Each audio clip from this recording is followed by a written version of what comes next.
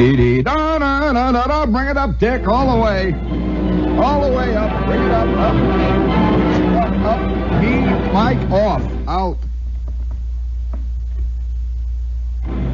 Is the music off? Oh, fine. All right, I'm ready to go here.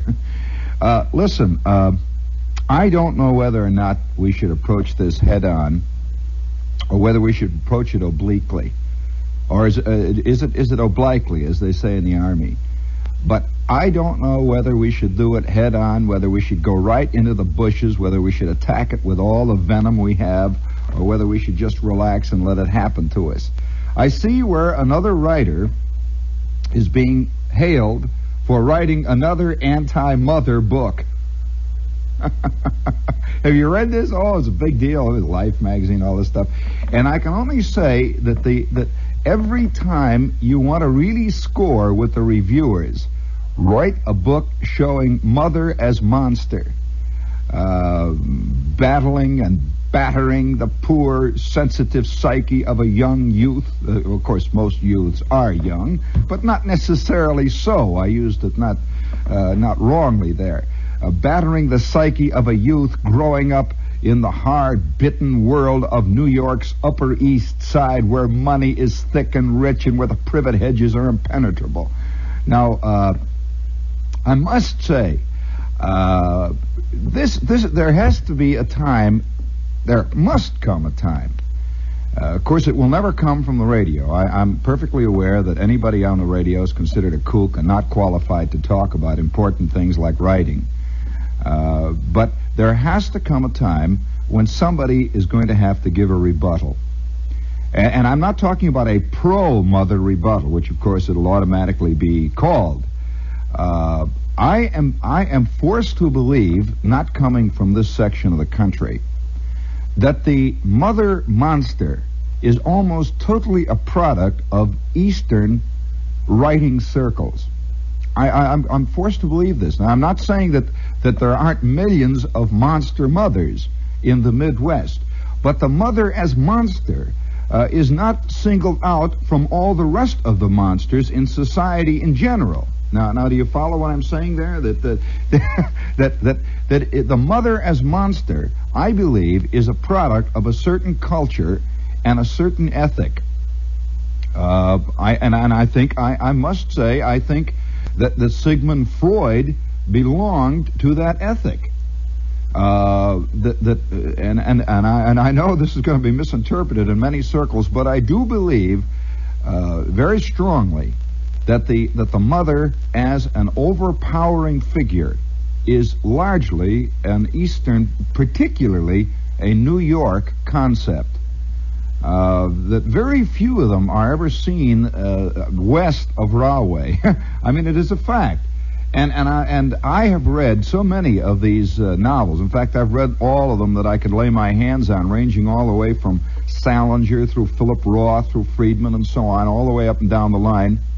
And I find that almost invariably they focus on the mother as a giant protecting envelope who is attempting at all points to control and to mold and to create almost an entire image of the child, the family, the entire unit.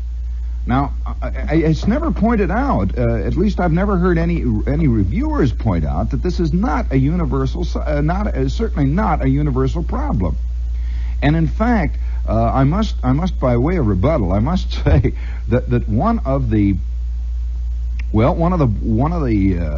phrases that my mother constantly used when I was a kid was "fight your own battles." That was the end of it. Fight your own battles. You'd come home with your eyeball hanging out. You'd come home with one ear half chewed off. You'd come home with your knees skinned, and with 18 guys pursuing you right up the back steps into the... I remember coming running up the back porch one day with Farkas and 9 of his cronies after me. They chased me 19 blocks. I staggered up the back porch, busted down the screen door, fell gasping next to the icebox. Farkas belted me twice, and then turned around and ran back out, and the only thing my old lady said was, "Fight your own battles." All right, I'm convinced this is not an Eastern mother. You agree with me, Skip? Not at all. Now, I'll tell you another thing. No, I'm serious. You will not find any of this mother problem running through Hemingway. You won't find it running through F. Scott Fitzgerald. You'll find a lot of other things, but you won't find that. And I'm not saying that these writers are better than Salinger or have a closer grasp on reality. Let's put it this way. The reality of their world is different from the reality of the world of the Salingers. That the mother did not have that kind of attitude towards her children. The protective attitude is and of course, it's interesting to see that so much of this is coming out of Eastern magazines, too. Almost all of the parent magazines are created here in New York. Very, very few of them come from other parts of the country. And so they're almost always the product of the same ethic. It's fascinating.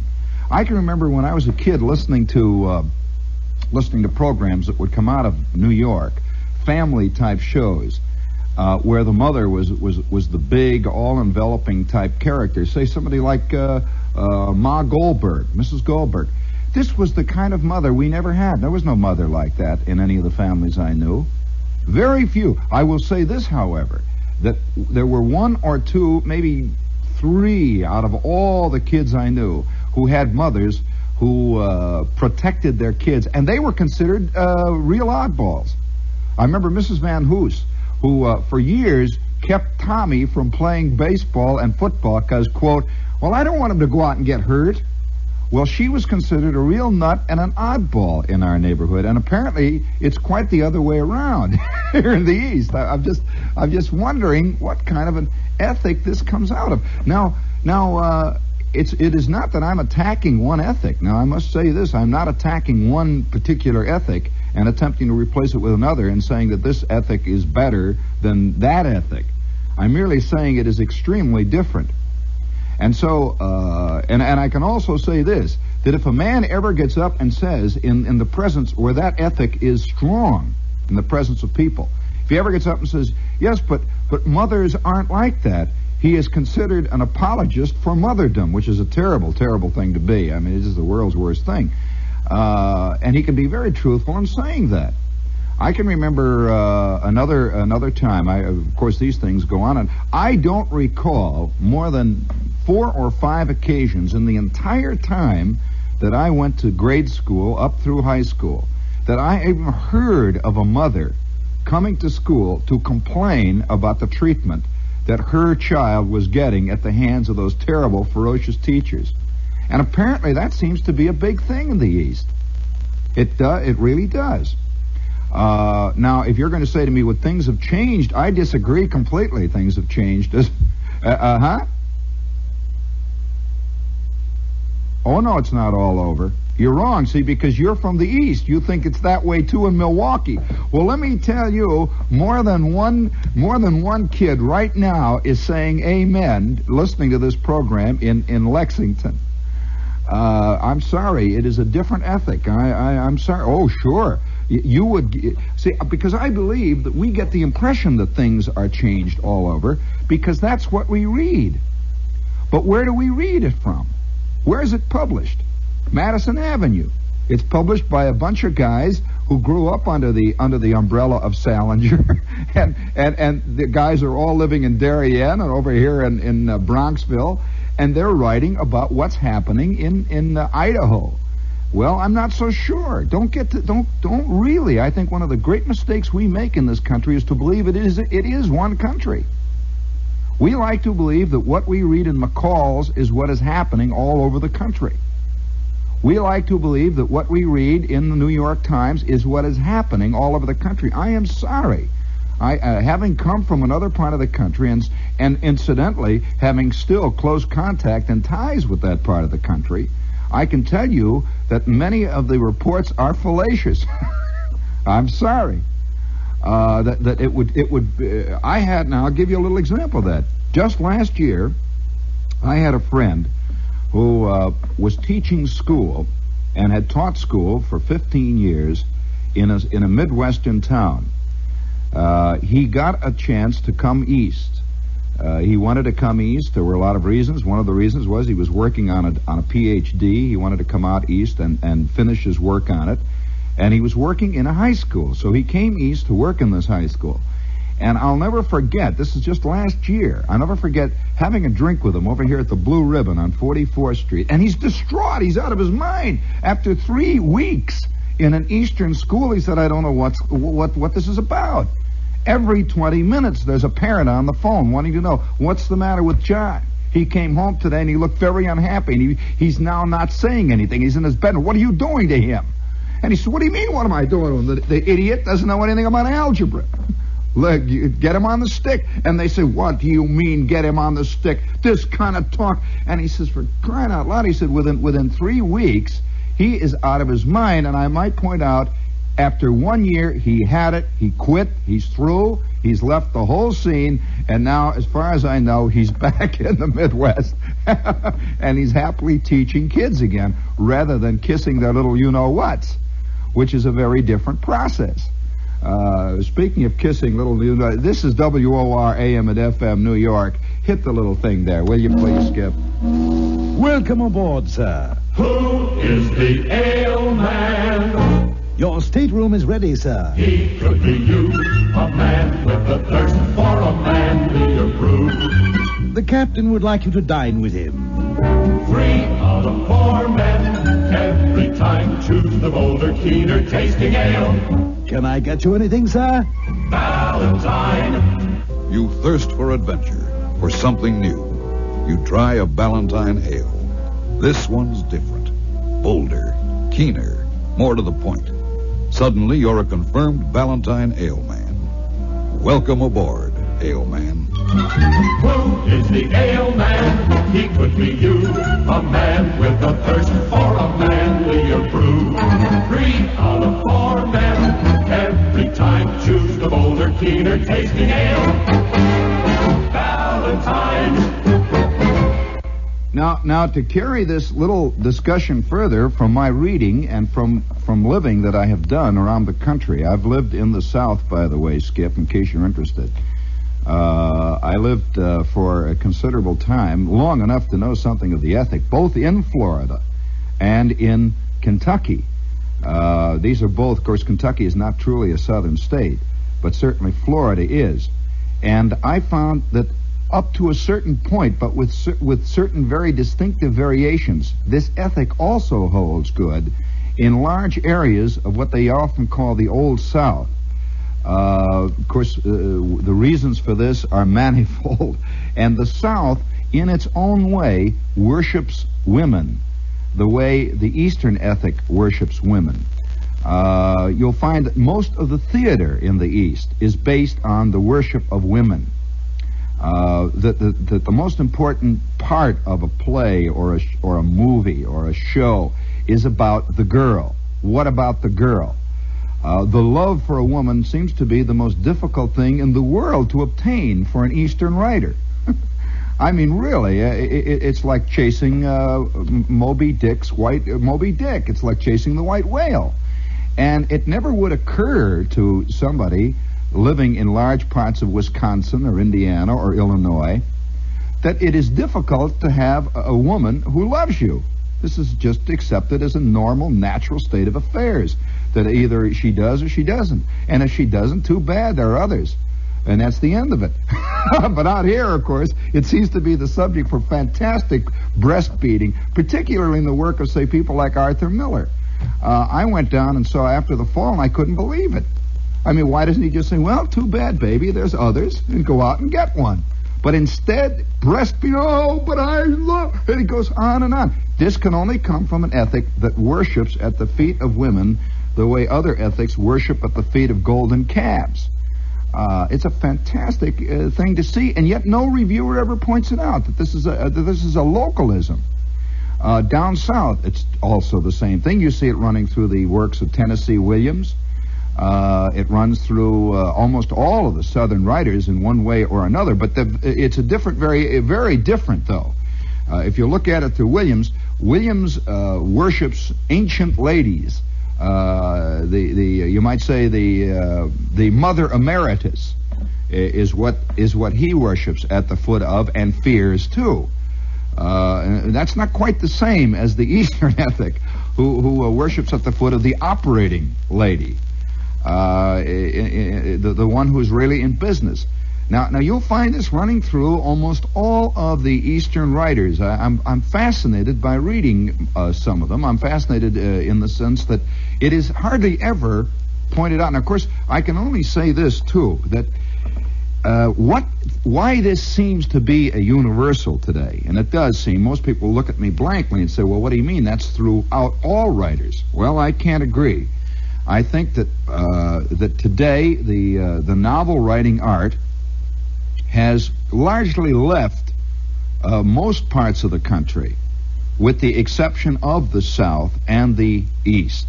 Very few novels today come out of Iowa. If they do come out of Iowa, they are incomprehensible to the Eastern reviewers. Hence, you will never hear about them. The only other kind of novel that comes out of places other than this is the superficial, you might say, topical novel. The novel of politics, Eugene Burdick'sville, let's get rid of all the Democrats. Or look out, look what they're doing. They're selling the secrets to the Russians. This kind of stuff.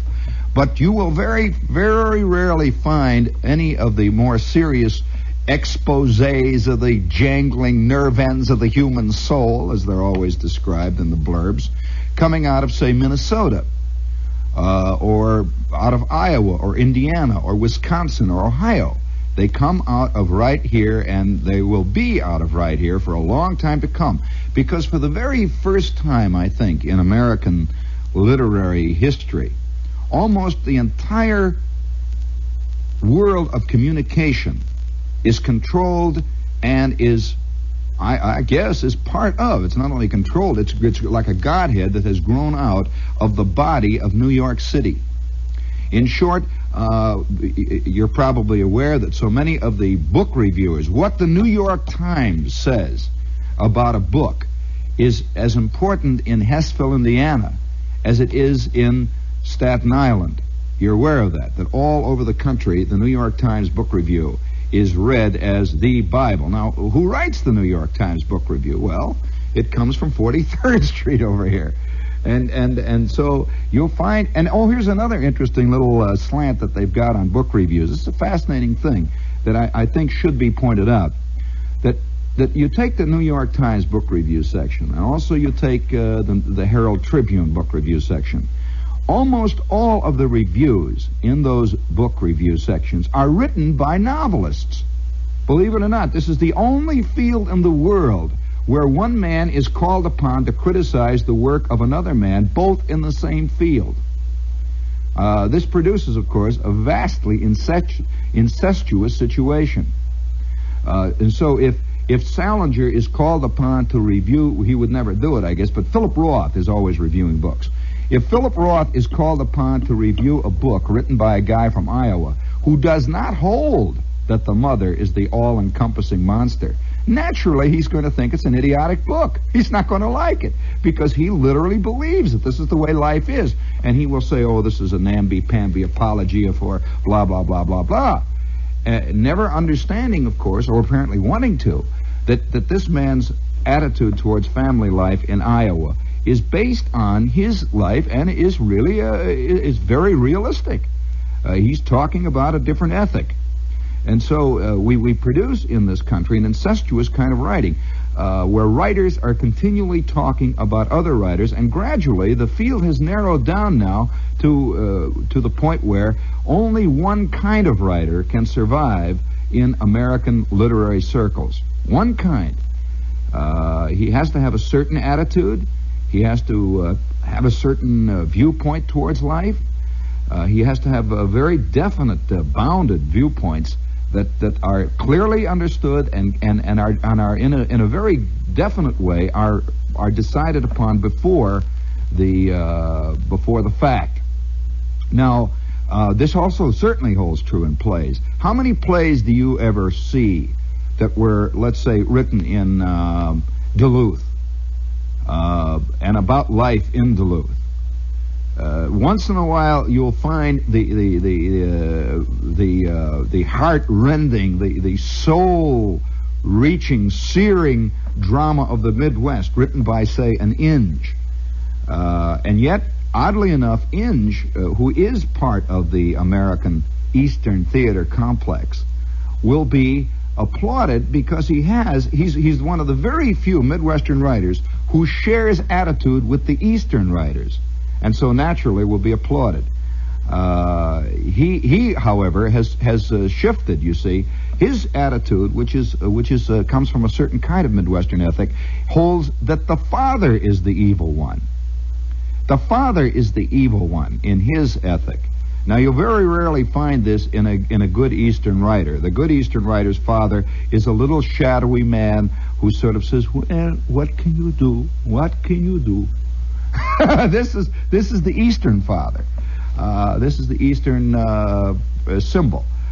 This guy runs through practically all of the novels of the Eastern genre. Now, it is not often pointed out that so many of these things are true localisms. Now, they may not be necessarily localisms, but let's put it this way: they're ethnic writing.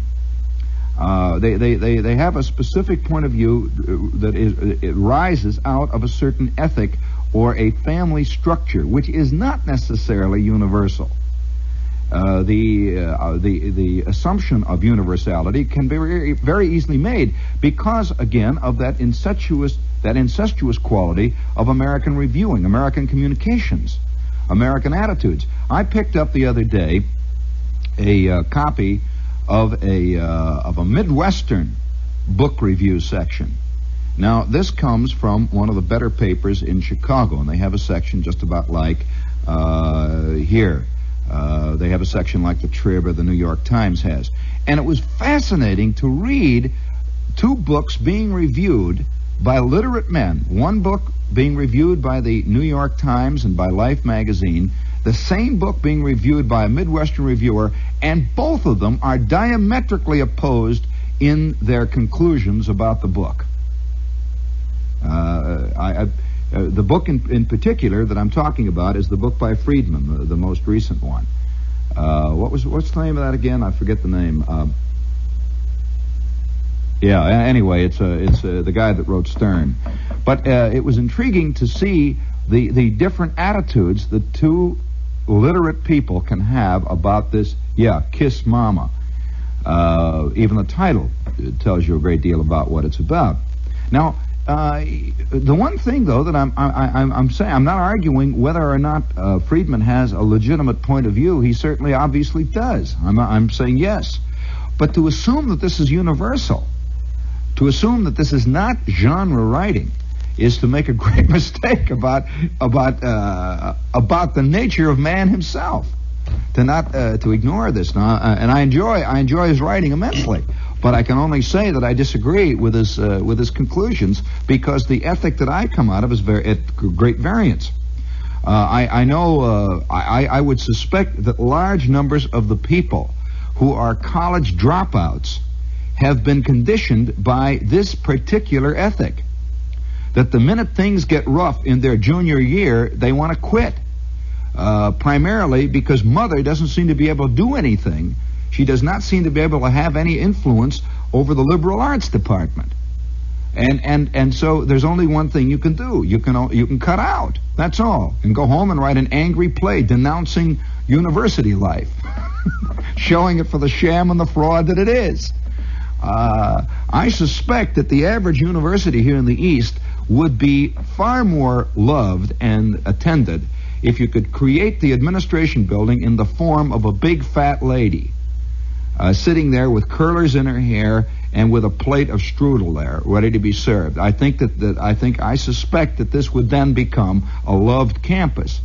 And if she could somehow stand between the sun, it's almost always the sun in the cases of the writers. If she could stand between the sun and those terrible people on the faculty, those terrible, awful squares from the Midwest, then it would be a fine and a wonderful institution, like Mother's Apron.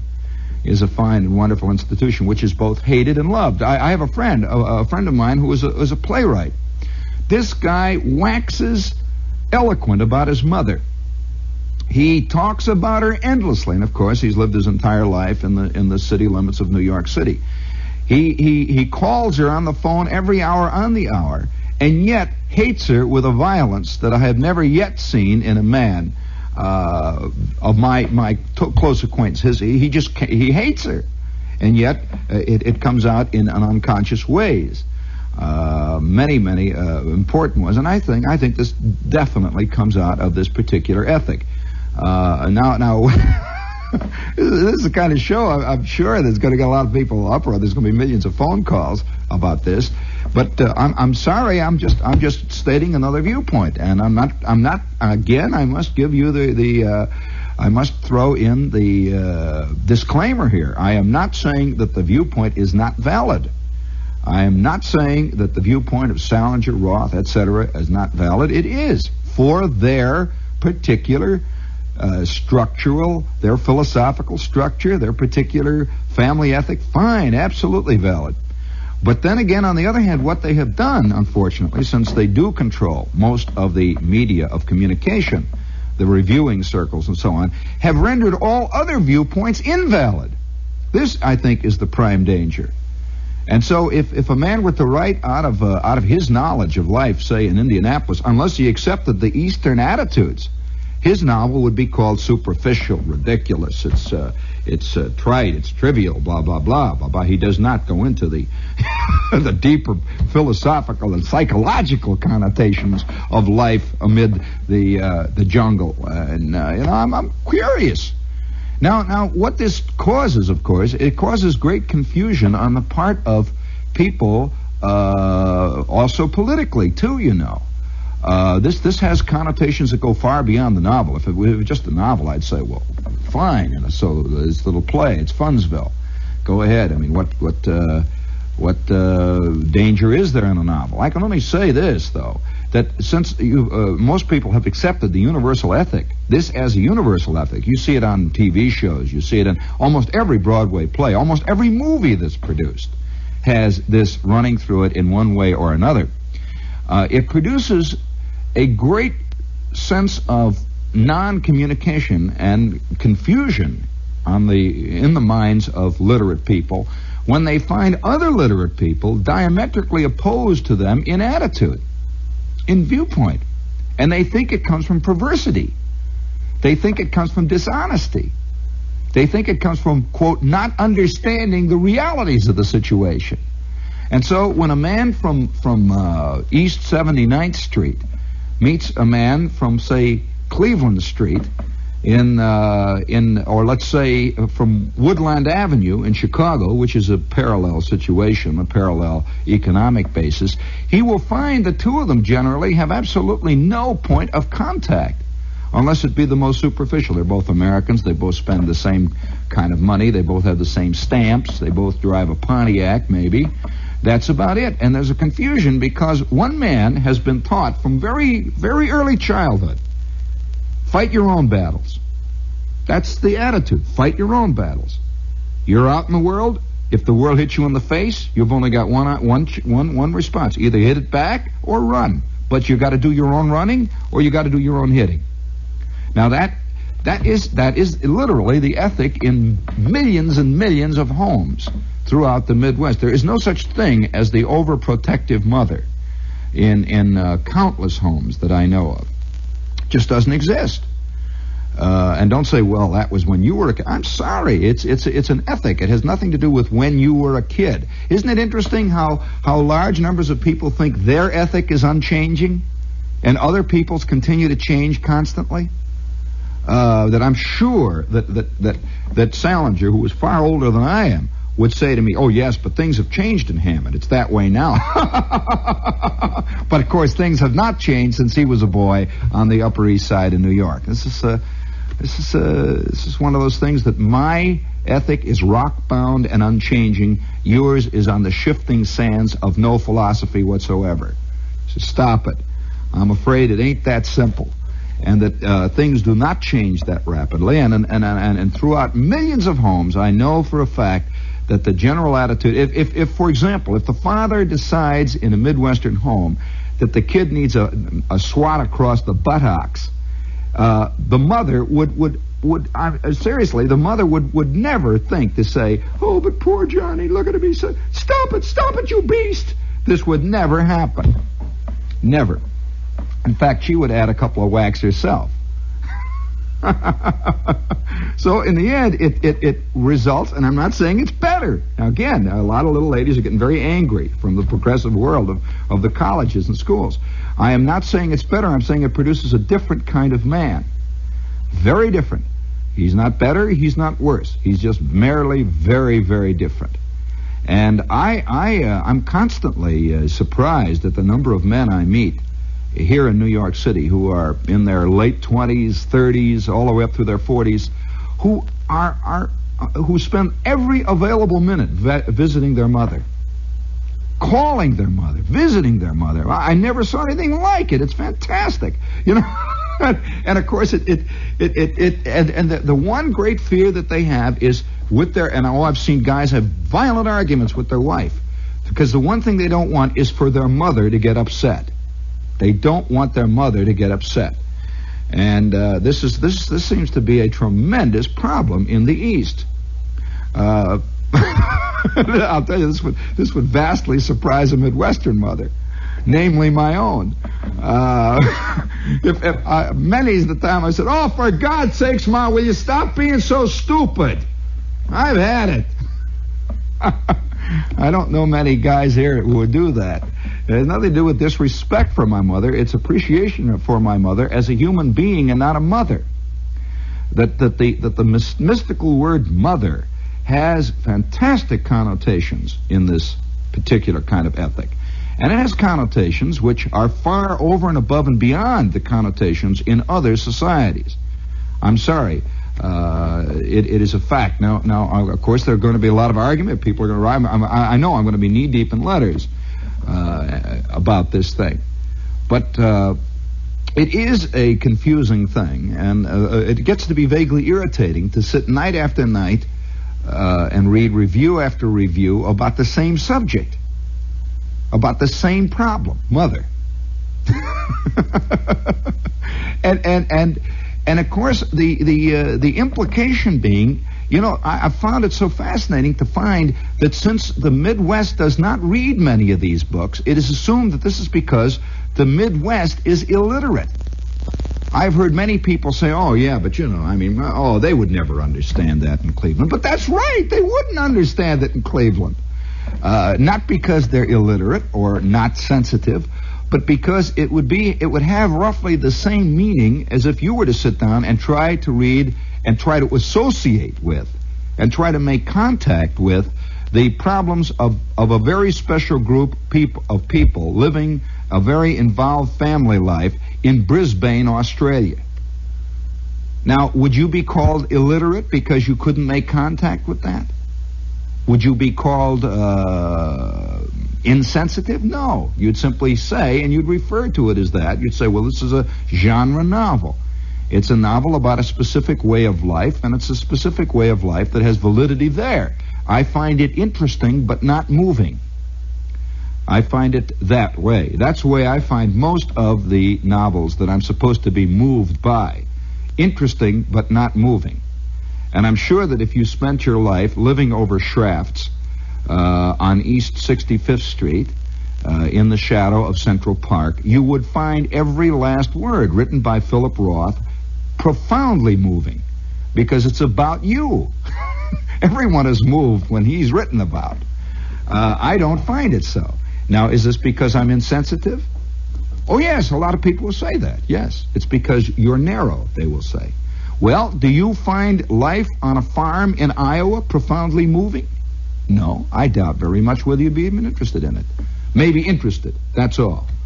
I don't think I think many of the same people who are profoundly moved by Roth would find what I tell, my stories of my childhood, not moving at all. Very superficial, mean nothing. And yet, I find quite the opposite reaction from people who have come from fairly much the same ethic. I'm not putting anyone's down. I'm just saying it's very different. And yet we can get the impression that all ethics in America are the same. Somehow, because they read McCall's in Milwaukee, they feel the way those articles say. Do they? Well, I think one of the reasons why many magazines are beginning to go downhill in this country is because they do have that single unified Eastern attitude, that Eastern ethic runs through their magazine continually, and it just does not mean anything anymore in Columbus, Ohio. Just doesn't. They find it boring. Week after week, they pick up articles about the problem child. Week after week, they pick up articles about how to make contact with your son's homeroom advisor. You know, what is this? What do you mean make contact? My mother said, what do you mean? I get the report card every 3 months. That's it. That's contact, you know. That's the end of it. But believe me, it is not the end of it here. I'm sorry, it is not the end of it here. That if mother could go to school with the child here, she would. Sit right next to him all day long in algebra and make sure that everything went okay. Make sure that there was not a ripple in the water there. And of course, it produces one thing it does. It produces a large number of angry young men. I think the angry young men come out of this ethic, because after mother disappears over the horizon in the general direction of Pelham Avenue, or the Grand Concourse, or she disappears back towards Princeton, New Jersey, wherever it is she's come from, that in the end, you will find the boy, the young man, is out there facing a world that is not a mother. The world is not a mother. The world is not a father. It's a world. And this drives him into a frenzy, and it does not seem to worry about him. It does not seem to care what he thinks. It does not seem to weep when it should weep. It does not become compassionate when it should become compassionate, which is generally over his concerns, over the things he believes in, over the things he wants to see straightened out. And so he's confused thoroughly, and he lashes out. He winds up being a brilliant satirist on the political scene. He winds up being a sick nightclub comic. He winds up lashing out, and all the while the world keeps right on going. It keeps right on going, and he gets more and more infuriated until finally one day the point is reached where he finally says the whole world is rotten, and he finally takes what they call, in second-rate literature, he takes the pipe. Either that, or he finally becomes what they call an embittered, defeated man, living in his $200,000 a year home in Darien. Bittered about what? Defeated by what? What had he won? If he had won, what would have happened? Would the world have turned into a giant mother? What's embittered him? Well, who knows? He'll say the perfidy of the world, the stupidity of society, the insensitivity of the man on the street. That's what's embittered me. Oh, come on, get off of it. He's saying this while he's walking around on the street. Is he part of the man on the street? No, not a bit of it. Is he part of the great slob? No, not a bit of it.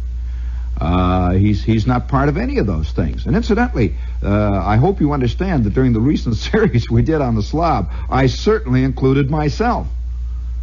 And that's what bothered a lot of people. I got all kinds of angry letters, because most of the embittered young men never include themselves.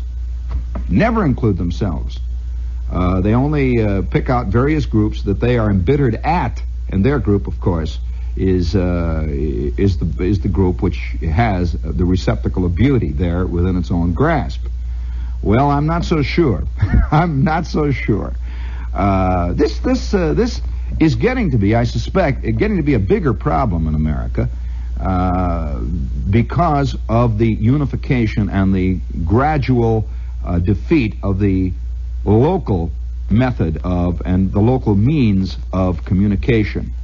In other words, almost all the publishers are in New York.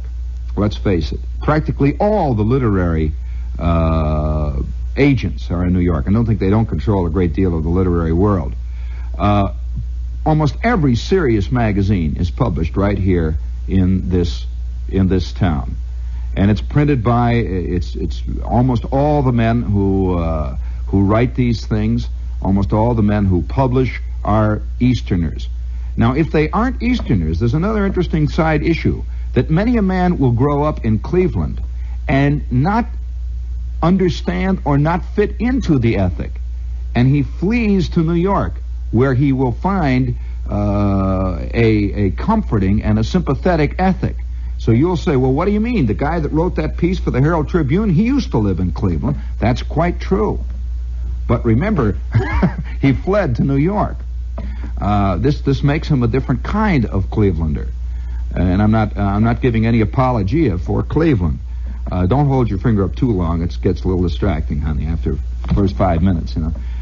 The facts are though that in the pursuit of truth, you better be careful to recognize that your truth is your truth. It's your truth. It is yours. And I'm beginning to be a little amused by the constant confusion that arises in reviewers' minds when they don't know quite how to handle. Like they keep saying the embarrassing. Now, like in Life magazine recently, it says, you know, the constant reiteration of the adolescent theme with the overbearing mother as the villain. They were handling it, but they accepted this as a truth. They did not say that this is only a partial fragmentary truth of one specific ethic. And so it becomes difficult to write about any other form of life. Now here, I'll say that for another show. I was going to give you a fascinating example of this. But I'm sure that large numbers of people listening to this program will wonder what kind of gibberish I'm talking. What is this stuff? Because I'm quite convinced, too, that the universality that we attribute to the attitudes in these various writers is not even universal here in New York. That the tempest in a teacup is literally what we're talking about. That the tiny little inbred world of Salinger and Roth, the little world of Friedman, is specifically that. It's a little world. Some people may read it for just amusement. Others read it out of curiosity. Others read it because others have read it. And it's written about in Life magazine. But very, very small numbers of people say, oh, yeah, man. Yeah, man. Go give her hell, man. Yeah. Oh, mama, please come back, mama. No. Not many at all.